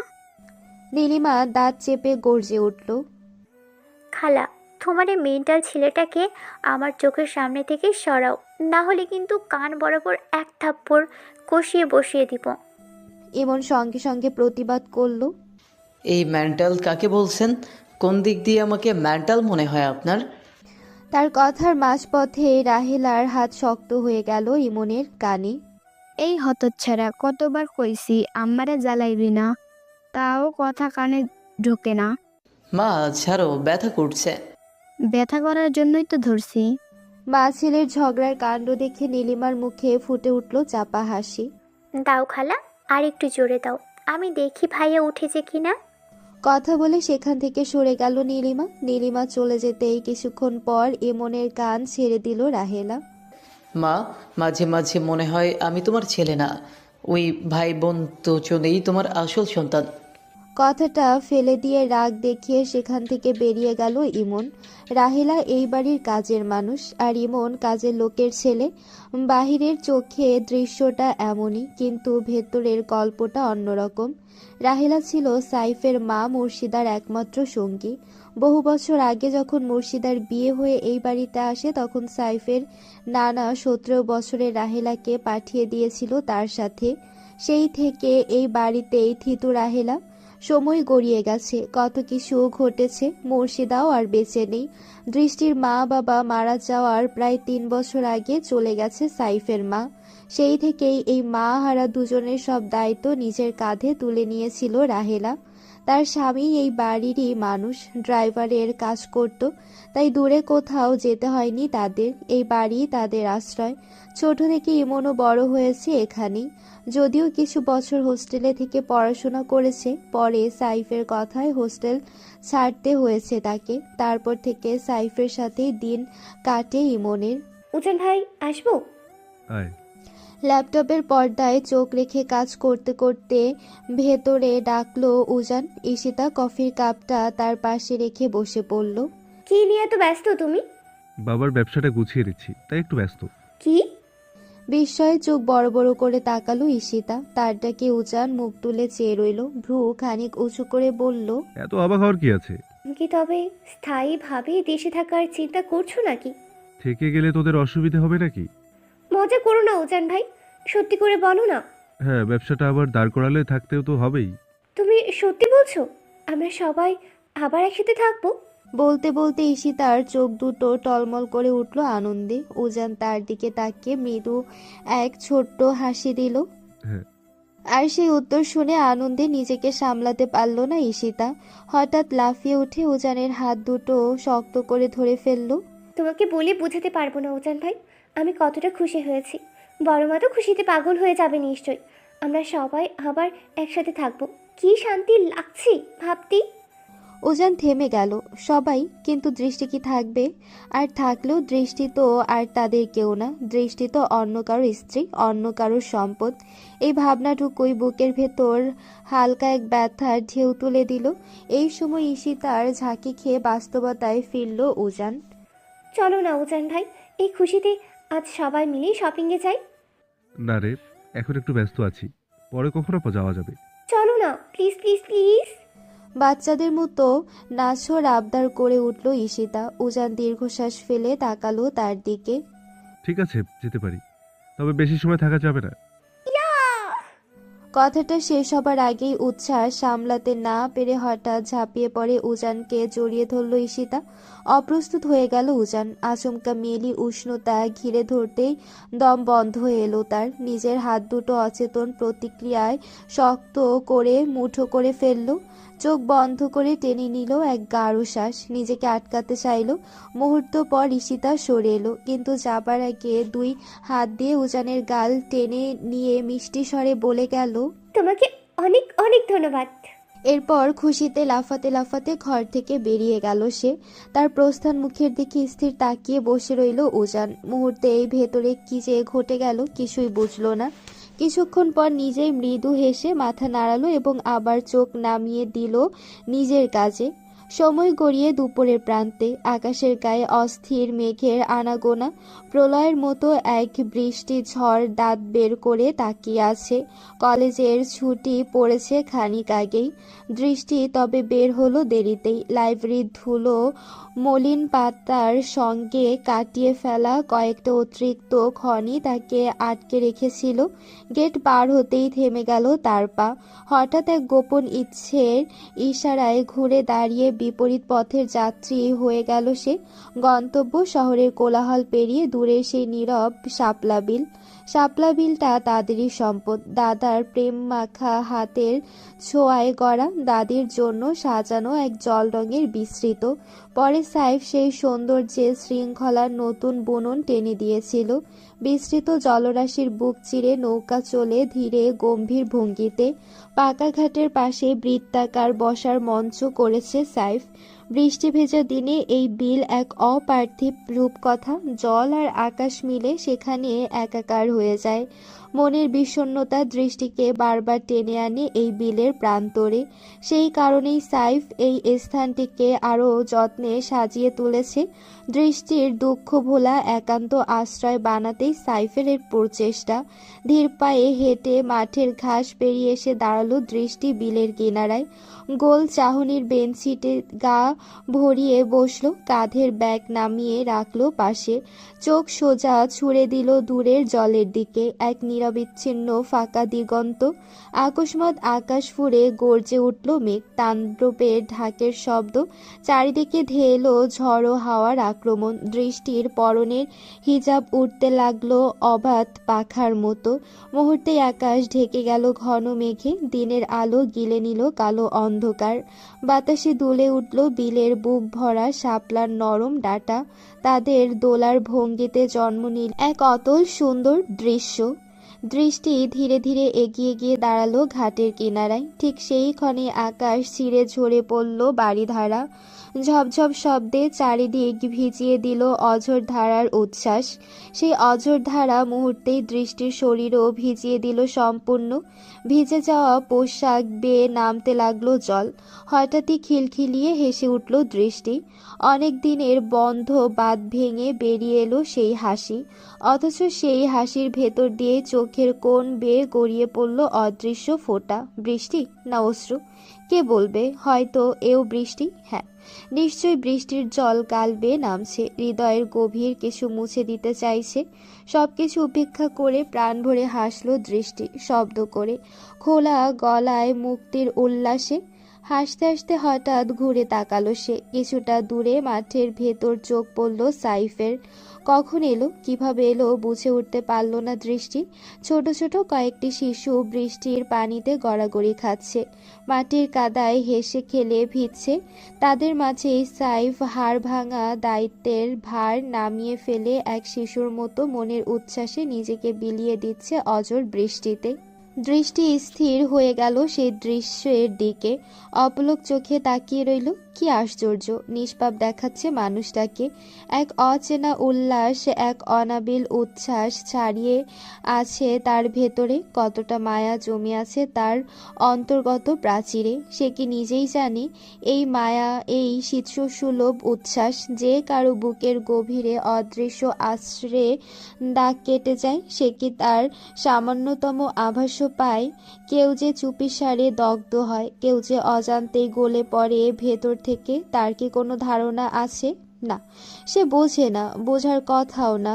সাইফের উচ্ছ্বাসে ভিজে আরও প্রশস্ত হলো দৃষ্টির মুখের হাসি। চাহনি আটকে রইল ওখানে দীর্ঘ সময় ধরে। মুহূর্তটাকে গিলে নিতে চাইল নিজের নিঃশ্বাসে। এরপর দৃষ্টি আবার মুখ ফেরালো বিলের দিকে। অঝোর ধারা তাকে ভিজিয়ে দিয়েছে পুরোপুরি। গায়ের পোশাক জল টেনে নিয়ে একেবারে শরীরের সাথে লেপ্টে গেছে। ঠান্ডা জলের ফোঁটাগুলো ধুয়ে মুছে দিচ্ছে তার ভেতরে জমে থাকা সব ক্লান্তি, সব অবসাদ। বেশ কিছুক্ষণ পর হঠাৎই সেই স্রোতের মাঝখানে অচেনা এক শীতল স্পর্শে কেঁপে উঠল দৃষ্টি। পেছন থেকে দুটি আলতো হাত জড়িয়ে ধরল তাকে। প্রথম মুহূর্তে বুকের ভেতর শীতল ভয় নেমে এলো, কিন্তু পরক্ষণেই নিস্তব্ধ হয়ে গেল দৃষ্টি। এ স্পর্শ তার অচেনা নয়, এ ছোঁয়া, এই উষ্ণতার পরিচয় সে অস্থি মজ্জা দিয়ে জানে। সাইফের হাতের ভেতরেই সে বন্দি এখন। এত ভিজলে সর্দি কাশি ধরে যাবে আপনার। আমাকে নিয়ে এত ভাবার দরকার নেই, নিজের জন্য ভাবুন, কাজে দেবে। বৃষ্টির গর্জনে দৃষ্টির কণ্ঠস্বর ভেসে এলো খুবই নরম হয়ে। তা শুনে সাইফ মৃদু হেসে উঠল। থুতনিটা আরো গভীরভাবে গুজে দিল দৃষ্টির ভেজা কাঁধে। সমস্ত পৃথিবীর আশ্রয় এই এক টুকরো অবলম্বনে। আমি আর আপনি আলাদা কবে থেকে হলাম দৃষ্টি? আমার তো মনে হয় না। আমি তো নিজের জন্যই ভাবছি, কারণ আপনার সঙ্গে যা ঘটে তার সমস্ত ব্যথার সুখ তো আমাকে ছুঁয়ে যায়। একটা দীর্ঘ নিঃশ্বাস ফেলে সাইফের হাত আলগোছে সরিয়ে দিল দৃষ্টি। কিছু না বলে গিয়ে বসলো ঘাটের পিচ্ছিল সিঁড়িতে। সাইফও কোনো শব্দ করল না, ধীর পায়ে সিঁড়ি দিয়ে এক ধাপ করে নেমে পড়ল নিচের দিকে। দৃষ্টিকে পাশ কাটিয়ে সোজা ঝাঁপ দিল বিলে। জলের গা ফুঁড়ে উঠল এক শীতল ছিটকানি। হকচকে উঠে দাঁড়ালো দৃষ্টি। ততক্ষণে সাইফ সাঁতরে গিয়ে জড়ো করলো বাহারি শাপলার গুচ্ছ, আর বিলের বুক থেকে ছিঁড়ে আনলো সবচেয়ে বড় রঙে দীপ্ত এক পদ্ম ফুল। ফিরে এসে সিঁড়ির ধারে রাখলো সব শাপলা দৃষ্টির পাশে। হাঁটু মুড়ে তার চোখের সমান্তরালে এসে এগিয়ে দিল পদ্ম ফুলটা। নিচের দিকে একটু তাকান বউ, অন্তত নিজেকে ভালোবাসুন। আমাকে ভালো না বাসলেও চলবে, আমি সে অভাবে সয়ে নিতে পারবো। দৃষ্টি একবার গভীরভাবে তাকালো ফুলটার দিকে, তারপর চোখ ফেরালো সাইফের দিকে। ফুলটা অস্বীকার করার মতো নয়, সৌন্দর্যে ভীষণ নিখুঁত, তবুও সে হাত বাড়ালো না। সাইফ হালকা হেসে বলল, হিংসা করে নিচ্ছেন না তো? মনে মনে ভাবছেন ফুলটা সুন্দর, কিন্তু বিশ্বাস করুন এই ফুলের সৌন্দর্য আপনার কাছে কিছুই না। দেখুন না, ফুলটা কাছে আপনাকে ছুঁতে চাচ্ছে। নিন নিন একে। বাধ্য হয়ে চট করে ফুলটা তুলে নিল দৃষ্টি। না নিলে সাইফ যে আরো কত কি বলে বসবে কে জানে। তার এই ভঙ্গি দেখে মিটিমিটি হেসে দৃষ্টির পাশে এসে বসলো সাইফ। শাপলার ডাঁটাগুলো একে একে জোড়া দিতে লাগলো সাইফ খুব মনোযোগে। দৃষ্টি কিছুই বলল না, কেবল দুগাল জোড়া দিয়ে বসে চুপচাপ দেখলো তার কাজ। অনেকক্ষণ সময় নিয়ে ধীরে ধীরে একটা চুলের মালা বুনে ফেললো সাইফ। আঙ্গুলের নিপুণতায় গাঁথা সেই বুনন দেখে বিস্ময়ে চেপে রাখতে পারল না দৃষ্টি। শেষ ফুলটা গেঁথে গোল করে মালাটা বেঁধে নিল সে। তারপর কোমল যত্নে সেটি দৃষ্টির হেজাবের উপর দিয়ে মাথায় বসিয়ে দিল, ঠিক যেন কোনো মুকুট। নিকাবের ওপর ভেজা গালে হাত রেখে কপালে নত হয়ে রাখলো এক অতি শান্ত চুম্বন। পুরো শাপলা বিলের রানী হয়ে গেছেন আপনি। বলেই হেসে উঠল সাইফ। সেই হাসি দৃষ্টির অন্তরে অদৃশ্য এক তীর ছুঁড়ে বসলো। অপলক তাকিয়ে রইল দৃষ্টি। কি অদ্ভুত স্নিগ্ধ হাসি। দৃষ্টি অজান্তে এক হাত তুলল, স্পর্শ করতে চাইল সাইফের গাল, কিন্তু মুহূর্তেই থেমে গিয়ে মুঠো করে নিল হাতটা। আপনি অতিরিক্ত করছেন ইস্তিয়াত ভাই। সাইফের চোখে খেলা করলো দুষ্টু মায়ার রেখা। রানীর জন্য আমি সর্বদা হাজির, শুধু হুকুমটা করুন। দৃষ্টি নিঃশ্বাস গিলে ফেলল, তারপর নীরব স্বরে বলল, ডিভোর্সের ব্যাপারটা কেন সমাধান করছেন না? আর কতকাল এভাবে ঝুলিয়ে রাখবেন? 5টা বছর তো পেরিয়ে গেল। সাইফের উত্তর অঞ্চল পাথর। 5 বছর নয়, 5 বছর গেলেও আমি আপনাকে ডিভোর্স দেব না। সাবলীল দৃঢ় কোমল সুরে উচ্চারিত হলো কথাগুলো। এইভাবে হয় না ইস্তিয়াত ভাই। আপনার সামনে একটা সম্ভাবনাময় জীবন পড়ে আছে, কেন সেটাকে এমন করে নষ্ট করছেন? আমাকে ডিভোর্স দিন, আপনি নতুন করে বিয়ে করুন, সুন্দর একটা সংসার করে তুলুন। সংসার আমি কেবল আপনাকে নিয়ে করব ম্যাডাম, নাহলে আমার সংসার করার কোনো ইচ্ছে নেই। সেটা কোনো দিনই সম্ভব না। বলেই মুখ ফিরিয়ে নিল দৃষ্টি, চোখ আটকে রাখলো সামনে দৃষ্টি ভেজা বিলের দিকে। সাইফ অনেকক্ষণ চুপচাপ তার দিকে তাকিয়ে রইল, তারপর ধীরে ধীরে উঠে গেল উপরে। বেঞ্চিতে রাখা কালো চাদরটা তুলে নিয়ে আবার সিঁড়ি বেয়ে নামলো। দৃষ্টির কাছে বসে আলতো করে চাদরটা মেলে দিল তার গায়ে। ভিজে চুপসে যাওয়া বোরখার ওপর দিয়ে ঠেকে দিল। আর ভিজতে হবে না, চলুন, শরীর খারাপ হয়ে যাবে। সাইফের কথায় দৃষ্টি কোনো সাড়া দিল না। একপাশে তাকিয়ে সিঁড়ির ধাপে বসেই হাত নামালো বিলে। হঠাৎই না! এক তীব্র চিৎকার ছিঁড়ে এলো দৃষ্টির গলা থেকে। মুহূর্তের মধ্যেই সে লাফিয়ে উঠে গিয়ে আঁকড়ে ধরল সাইফের বুক। বিস্ময়ে জমে গেল সাইফ। চোখ নামাতেই দেখলো সিঁড়ির নিচ দিয়ে ভেসে আসছে এক মানুষের নিথর হাত। এক মুহূর্ত দেরি না করে দৃষ্টিকে শক্ত করে ধরে টেনে তুলল উপরে। দৃষ্টির শরীর কাঁপছে, দাঁতে দাঁত বাজছে শীত আর আতঙ্কে। সাইফ ফোন লাগালো ইমনকে। কিছুক্ষণের মধ্যেই ইমন সহ কয়েকজন ছেলে পুলে দৌড়ে এলো সেখানে। সাইফের নির্দেশে লাশটা তুলে আনা হলো। আর এই সমস্ত বিশৃঙ্খলার মাঝেই সাইফ কোথাও গেল না। দৃষ্টির 2 হাত তার জামার সাথে আঁকড়ে ধরা, আর সে নিজের 2 হাতে জড়িয়ে রেখেছে তাকে। কিছুক্ষণ পর পানির গা থেকে টেনে তোলা হলো নিথর দেহটা। একটা মেয়ের লাশ, সারা শরীর জলে ফুলে গেছে, ফ্যাকাশে হয়ে উঠেছে চামড়া, গায়ে গায়ে জমে আছে অগণিত ক্ষতের চিহ্ন। তীরে তুলে রাখা হলো দেহটা। দৃষ্টি ধীরে ধীরে মুখ তুলে তাকালো। এক পলক দেখেই বুকের ভেতর থেকে ফেটে এলো স্তব্ধ স্বর, মাহি আপু। শব্দটা উচ্চারণ করেই শরীর ঢলে পড়ল। সমস্ত পৃথিবী অন্ধকার হয়ে গেল তার কাছে। সাইফ তৎক্ষণাৎ ইমনকে ডেকে বলল, পুলিশে খবর দাও। বাকিটুকু ইমনের হাতে সোপর্দ করে দৃষ্টিকে কোলে তুলে নিল সাইফ। ভেজা শরীরটাকে বুকে চেপে চলে গেল সেখান থেকে। ধীরে ধীরে চেতনার পর্দা খুলছে দৃষ্টির, আর কারো আঙ্গুলের নরম ছোঁয়ায় তার হাতের তালুতে মালিশ চলছে। ঠান্ডা বাতাস লাগছে খোলা মুখে, মানে নিকাব নেই, চেহারাটা উন্মুক্ত। আলতো করে পিটপিট করে চোখ খুলল দৃষ্টি স্থির হতেই একটা মুখ ভেসে উঠল তার চোখের সামনে। চেনা অথচ এই মুহূর্তে অচেনার মতো লাগছে। চোখের ঝাপসা ধীরে ধীরে কাটলো। গোলগাল মায়ায় ভেজা এক মুখ বিস্ময় চোখে তাকিয়ে আছে তার দিকে। দৃষ্টি হাত বাড়িয়ে দিল, তার আঙ্গুলের স্পর্শ গিয়ে লাগলো সেই গালে। নীলিমা মুহূর্তেই দৃষ্টির হাত নিজের হাতে চেপে ধরল। চোখ বেয়ে গড়িয়ে পড়ল দুফোঁটা অশ্রু। ফিসফিসে গলায় শুধু এক টুকরো শব্দ, আপু। দৃষ্টির চোখের কোণ বেয়ে গড়িয়ে পড়ল দুফোঁটা উষ্ণ অশ্রুবিন্দু। ধীরে ধীরে সোজা হয়ে বসল সে। শরীরে নেই বোরখা, ভেজা শাড়ির উপর সাইফের চাদরটা আলতো করে জড়িয়ে রাখা। দৃষ্টি বসতে আচমকা নীলিমা ঝাঁপিয়ে পড়ল তার বুকে। বুক ফাটিয়ে কান্না হু হু করে ডুকরে উঠল সে। দৃষ্টির হাত দুটো জড়িয়ে ধরল তাকে। বছরের পর বছর জমে থাকা অভিমান ভিজে গেল এক আলিঙ্গনে। এত পাষাণ কবে হয়ে গেলি তুই আপু? একবারও কি আমার কথা মনে পড়লো না তোর? কতবার কতভাবে তোকে দেখার চেষ্টা করেছি তুই জানিস। দৃষ্টি নিশ্চুপ, শুধু শুনে যাচ্ছে নীলিমার কান্না ভেজা অভিযোগ। সবাই কেন জানি আমাকে ছেড়েই চলে যায়। কিসের এত রাগ সবার আমার উপর? মা তো অনেক আগেই চলে গিয়েছে, ছোট মাও চলে গেল, আর তুইও চলে গেলি। সবাই মিলে আমাকে একা ফেলে দেয়। কথা শেষ হওয়ার আগেই গলা বুঝিয়ে এলো। আবারও হাউমাউ করে কেঁদে উঠল নীলিমা। দৃষ্টি ধীরে ধীরে হাত বাড়িয়ে তার পিঠে সান্ত্বনার স্পর্শ রাখল। ওপাশে নিশ্চুপ বসে আছে সাইফ। এই দুই বোনের মাঝখানে কিছু না বলাটাই যে শ্রেয়, সে বুঝে নিয়েছে। কিছুক্ষণ পর হেঁপিয়ে ওঠা শ্বাস সামলে নীলিমা নিজেকে সরিয়ে নিল দৃষ্টির বুক থেকে। তুই পুরো ভিজে আছিস আপু, আগে এগুলো চেঞ্জ করে নে, না হলে ঠান্ডা লেগে যাবে। নীলিমার কথায় একবার নিজের দিকে তাকালো দৃষ্টি। বোরকাটা নীলিমা খুলে দিয়েছে সেটা বুঝলো, তবে কাপড় পাল্টানো হয়নি। হয়তো ভয়, যদি দৃষ্টি রেগে যায়। আমাকে যেতে হবে নীলিমা, আমার বোরখাটা দে। এর আগে কঠিনভাবে কেটে গেল অন্য এক কণ্ঠস্বর। কোথাও যাবেন না আপনি, এখানে থাকবেন। নীরবতার বুক চিরে ওঠা সেই স্বর সাইফের। দৃষ্টি ধীরে ঘুরে তাকালো তার দিকে।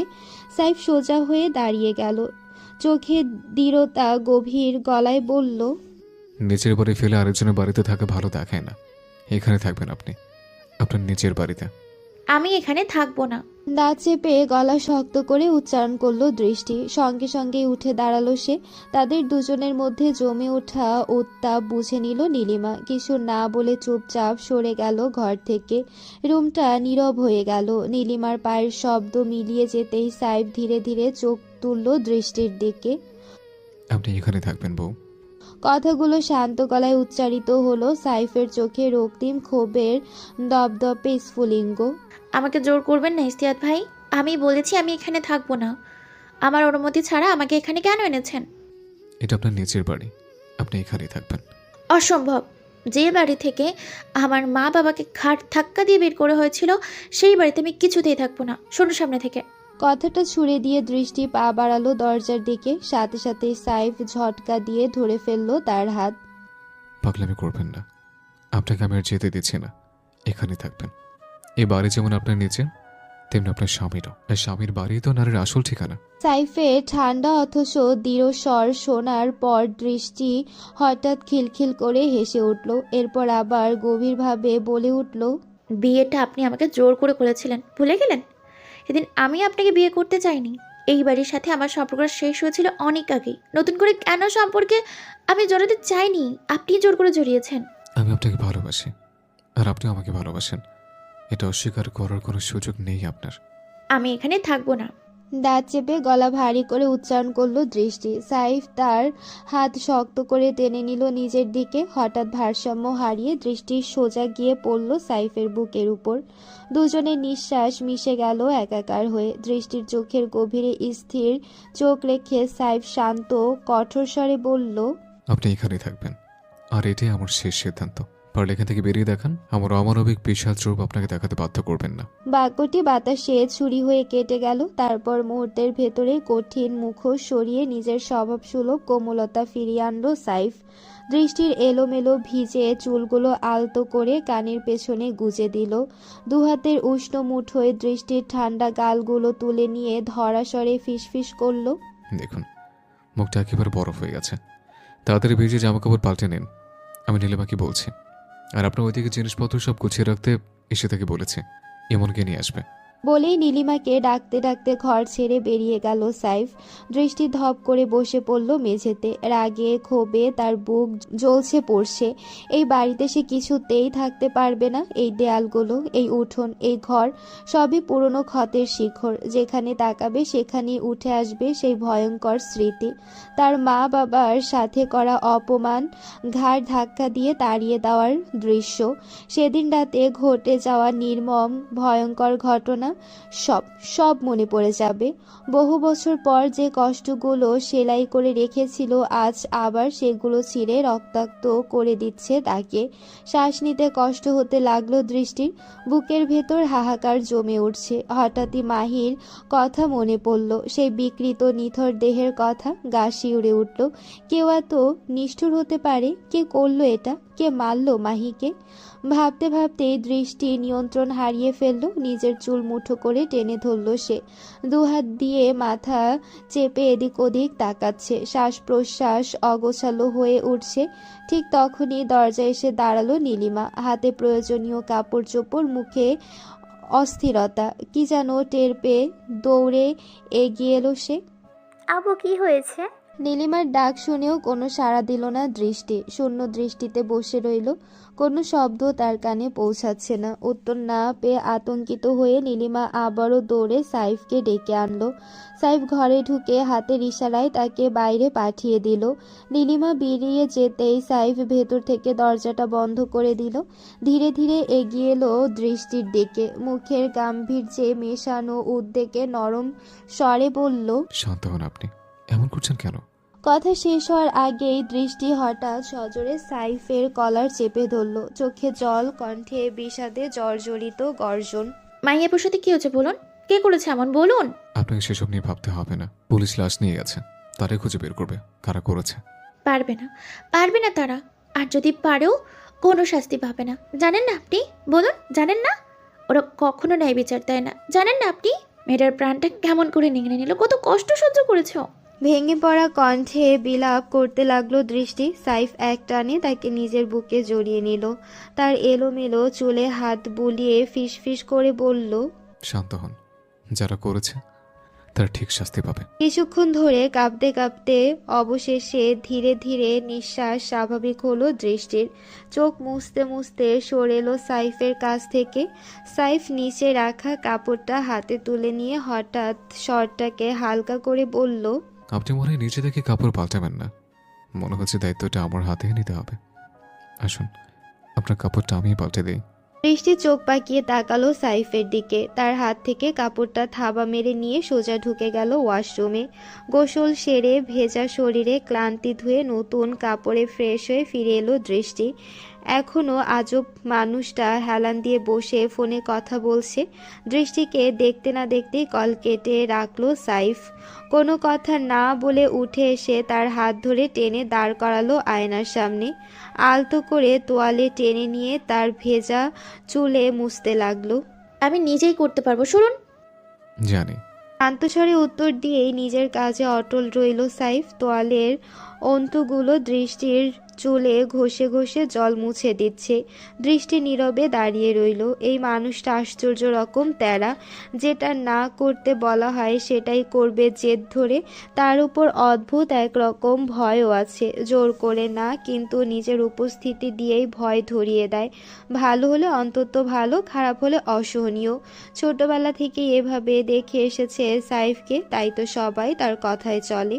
আমি কিন্তু সুযোগ পেলেই চলে যাব, আর একবার চলে গেলে কিছুতেই আমাকে আবার আনতে পারবেন না। শান্ত ভঙ্গিতে সতর্ক করলো দৃষ্টি। সাইফের ঠোঁটে হালকা এক চিলতে হাসি ফুটল, তবু কোনো জবাব এলো না। সে অনায়াস ভঙ্গিতে নিজের কাজে ডুবে আছে। আপনি শুনছেন কি বলছি আমি? দৃষ্টির বিরক্ত স্বর ভেসে উঠল ঘরে। সেই মুহূর্তেই সাইফ মৃদু গলায় বলল, রাতের বেলা আমার সাথেই ঘুমাতে হবে, এমনকি বলছে বাসর ঘর সাজানোর ব্যবস্থা করুক।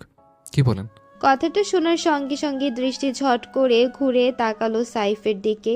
এই সময় এই পরিস্থিতিতে এই অনাহুত সাহসী কথাটা শোনার জন্য মোটেও প্রস্তুত ছিল না সে। আপনার সাথে ঘুমাবো মানে? পাগল হয়ে গেছেন নাকি?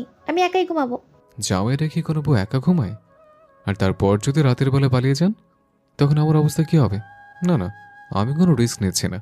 আমি কোনো চোর নেই যে রাতের বেলায় পালিয়ে যাব। আমি আডাল্ট একটা মেয়ে, নিজের সিদ্ধান্ত নিজেই নিতে পারি। বেশ বাকনা হচ্ছেন মনে হচ্ছে। তাহলে একটা বাচ্চা নিয়ে ফেলে, কি বলেন? অভিজ্ঞদের মতো গভীরভাবে মাথা নেড়ে কথাটা বলে উঠল সাইফ। দৃষ্টি ক্ষিপ্ত দৃষ্টিতে তাকালো, চোখে মুখে আগুন। খুন করে ফেলতে ইচ্ছে করছে আপনাকে, বের হন এখান থেকে। দৃষ্টির চিৎকারে রুমের দেয়াল কেঁপে উঠল। সাইফ নির্বিকার স্বরে উত্তর দিল, আমি তো খুন হয়েই আছে। আপনার প্রেমে হাবুডুবু খেয়ে বাচ্চা মারার পার্থক্যটা ভুলে গেছে। দৃষ্টি হাতে থাকা চিরুনি আঁকড়ে ধরে রক্তচক্ষু নিক্ষেপ করলো সাইফের দিকে। বের হবেন নাকি এই চিরুনি দিয়ে আপনার কপাল ফাটিয়ে দিব। সাইফ ঠোঁটে ক্ষীণ এক হাসি টেনে নিল। যাচ্ছে, তবে এই বাড়ি থেকে চলে যাওয়ার চিন্তাটা এবার বাদ দিন। কথা ফুরিয়ে দৃষ্টি অবধি তাকিয়ে এক চোখ টিপে রুম ছেড়ে বেরিয়ে গেল সে। দৃষ্টি গভীর এক দীর্ঘশ্বাস ফেলে আয়নার দিকে চেয়ে রইল। মুখে চোখে ঠোঁটে এক অদৃশ্য ক্লান্তি। এ আবার কোন বেড়াজালে জড়িয়ে পড়ল সে? সাইফের অবিচাল অদ্ভুত আচরণ, এটা কি ভালোবাসার বন্দিদশা, নাকি আরেক অচিন ফাঁদ? দৃষ্টির ব্যাগপত্র গুছিয়ে দিচ্ছে ঈশিতা। হাত চলে যাচ্ছে জিনিসের উপর, কিন্তু মনটা গহীন জলে ডুবে আছে। এক অদ্ভুত অস্বস্তি তাকে আষ্ঠে পৃষ্ঠে বেঁধে ফেলেছে। ভাবতেই পারছে না দৃষ্টি হুট করে সেই বাড়িতে ফিরে যাবে, যে বাড়ি থেকে এত কষ্টে দূরে সরে গিয়েছিল সে। সব কিছু তো ধীরে ধীরে স্বাভাবিক হতে শুরু করেছিল। উজান এসেছে, ঘরে আবারও প্রাণ ফিরে পেয়েছে। সবাই একসাথে এমন এক চেনা ছন্দের মাঝে হঠাৎ এই সিদ্ধান্ত শীতল ছুরির মতো বিঁধে গেল ঈশিতার মনে। তবু অদ্ভুতভাবে অন্য এক কোণে সাইফ আর দৃষ্টি একসাথে থাকবে ভেবে হালকা খুশির ঢেউ খেলে যায় তার ভেতরে। মনের গভীরে লুকিয়ে থাকা সেই সহজ সরল ইচ্ছে, এই দুজন যেন একে অপরকে বুঝতে পারে, কাছে আসে, সুখী হয়। অরুণা কিন্তু কিছুই বলেনি। তার ঠোঁটের কোণে এক অচেনা প্রশান্তির রেখা খেলা করছে। ভেতরে ভেতরে সে খুশি, নীরব প্রার্থনায় ডুবে গেছে। সাইফের কাছাকাছি থাকলেই হয়তো সময়ের সেতু পেরিয়ে দৃষ্টি আবারও জীবনের কাছে ফিরবে। তার সমস্ত সত্তা দিয়ে অরুণা চায় দৃষ্টি যেন অবশেষে সুখের ঠিকানায় পৌঁছায়। ভাই, লাশ ময়না তদন্তের জন্য পাঠানো হয়েছে, তবে মেয়েটাকে খুব খারাপভাবে মেরেছে। বাকিটার রিপোর্ট এলে বোঝা যাবে। মকমলের নরম শীতল সোফায় দুহাত দীর্ঘ প্রসারিত করে হেলান দিয়ে আছে সাইফ। মাথাটা পেছনের দিকে সামান্য কাত হয়ে সিলিংয়ের ফাঁকা সাদা দিকে অনন্ত চাহনিতে গেঁথে আছে তার চোখ। সিলিং নয়, অন্য এক অদৃশ্য গহ্বরে তাকিয়ে আছে সে। এবং থেমে গেল, বুঝতে পারছে না সাইফের ভেতরে কি অস্থিরতা দানা বাঁধছে। ধীরে ধীরে সোজা হয়ে বসলো সাইফ। দুহাত ঢেউয়ের মতো পিছিয়ে নিয়ে গিয়ে এক ঝটকায় চুলগুলো ব্যাকব্রাশ করে নিল। মাথার ভেতরে জমে থাকা তীব্র ঝড়টাকে সরাতে চাইল। তারপর দুই কনুই ঠেকিয়ে রাখলো হাঁটুর উপর। মুঠো বন্ধ দুই হাতের উপর ভর দিল চোয়াল। শান্ত ঘরে হঠাৎ তার চাহনি পড়ল টেবিলের ওপর সরানো ছবিগুলোর দিকে। মাহের বিকৃত দেহের নিষ্ঠুর চিত্রগুলো জ্বলন্ত শাপলার মতো ছিঁড়ে ছিঁড়ে ঢুকে যাচ্ছে সাইফের চোখের ভেতরে। আলো ছায়ার ভেতর তার চোয়াল শক্ত হয়ে উঠল, গলার শিরাগুলো তীর তীর করে উঠল, মুখের হাড়ে জমে গেল এক স্থিরতা। তাদেরই কাজ, তাই তো? নির্জন স্বরের গহ্বর থেকে ধীরে ধীরে ফুটে এলো সাইফের উচ্চারণ। কোনো ওঠানামা নেই, কোনো বিস্ময় নেই, শুধু বরফে জমাট স্থিরতা। ইমন নীরব মাথা দুলিয়ে সায় দিল। দেখে তাই মনে হচ্ছে শাপলা বিলে ফেলে দিয়েছে, স্পষ্ট উদ্দেশ্য আপনাকে ফাঁসানো। পুলিশ হয়তো জিজ্ঞেস করার জন্য যে কোনো সময় চলে আসবে। সাইফ কোনো জবাব দিল না। মখমলের সোফার নরম ঢেউয়ে দেহটা ডুবে আছে বটে, কিন্তু তার চোখে বিদ্ধ হয়ে আছে টেবিলে ছড়ানো মৃত ছবিগুলো। চোখ নামিয়ে আবার ইমন বলল, কিন্তু একটা কথা ভাই, এই মেয়েটাই কেন? কিসের জন্য এই মেয়েটাকে টার্গেট করা হলো? কোথায় গাঁথা হলো এই সূত্র? সাইফের আঙ্গুল ধীরে ধীরে একটা ছবির উপর স্থির হলো। তার কণ্ঠে এবার শোনা গেল শুষ্ক, ক্ষত বিক্ষত সত্যের ভার। এই মেয়েটার সাথে দৃষ্টির সক্ষতা ছিল। বুকের গভীরে জমে থাকা কিছু অদৃশ্য আগুন শ্বাস ফেলে উঠল। মেয়েটা ওদের জন্য কাজ করতো না তো? এমনের কণ্ঠে সন্দেহ, অজানা চোরাগলির হদিস। সাইফ একটু থেমে কাঁধ সজোরে টান দিল। গলার নিচে জমে থাকা ঝাঁঝালো উত্তাপটা ঠান্ডা করতে চাইল। হতে পারে, আবার নাও হতে পারে। চোখ ছবির মধ্যে দিয়ে ফুলে যাচ্ছে সাইফের। তারা দৃষ্টিকে আবার মানসিকভাবে ভেঙে দিতে চেয়েছে, এটা নিশ্চিত। আর মেয়েটার মৃত্যু সেটা ঘটিয়েছে নিখুঁতভাবে। এবং তাড়াতাড়ি সায় দিল। ভাই ভাবিকে এখন একা রাখা একদমই ঠিক হবে না। ওনার মানসিক অবস্থাও খুব ভঙ্গুর, আর একা থাকলে বিপদও হতে পারে। পার্মানেন্ট এই বাড়িতে নজর নজর রাখতে হবে। একটু অসতর্ক হলেই অঘটন ঘটে যাবে। সাইফ এবার একরকম আদেশের সুরে বলল, বাড়ির বাইরে কিছু ছেলে বাড়িয়ে দে, আর কেউ যাতে বাড়ির ভেতর আসতে না পারে। চেনা অচেনা, আত্মীয় অনাত্মীয় কেউ না। এবং মাথা নেড়ে সম্মতি জানালো। ঠিক আছে ভাই, আমি দেখে নিচ্ছি। আজ থেকেই বাড়ির সামনে রাত দিন পাহারায় থাকবে আমার মানুষ। সাইফ আবারও ফিরে তাকালো ছবির দিকে। মাহির মুখের নিস্পৃহতা ব্যথার চেয়ে বেশি ভয়াবহ হয়ে উঠেছে। ভাইয়া, ভাইয়া কই তুই? ইমন আর সাইফের গভীর কথার ভেতর হঠাৎ হাঁপাতে হাঁপাতে ঢুকে পড়ল নীলিমা। নিঃশ্বাস ফেলারও ফুরসত নেই তার। ইমন তড়িঘড়ি করে টেবিলে ছড়িয়ে রাখা ফাইল আর ছবিগুলো গুটিয়ে লুকিয়ে ফেলল। সাইফ মুহূর্তে উঠে দাঁড়ালো। কি হয়েছে? নীলিমা শব্দ খুঁজে পাচ্ছে না, কেবল বলল, ভাইয়া, আপু। সাইফের কপালের ভাঁজ মুহূর্তে আরো গভীর হলো। তীব্র উৎকণ্ঠায় গলা ভারী হয়ে এলো তার। কি হয়েছে? দৃষ্টি কোথায়? কাপা কাপা স্বরে নীলিমা বলল, আপুকে আমি কোথাও খুঁজে পাচ্ছি না। রুম, বারান্দা, ছাদ, উঠোন সব জায়গায় দেখে এলাম, আপু নেই।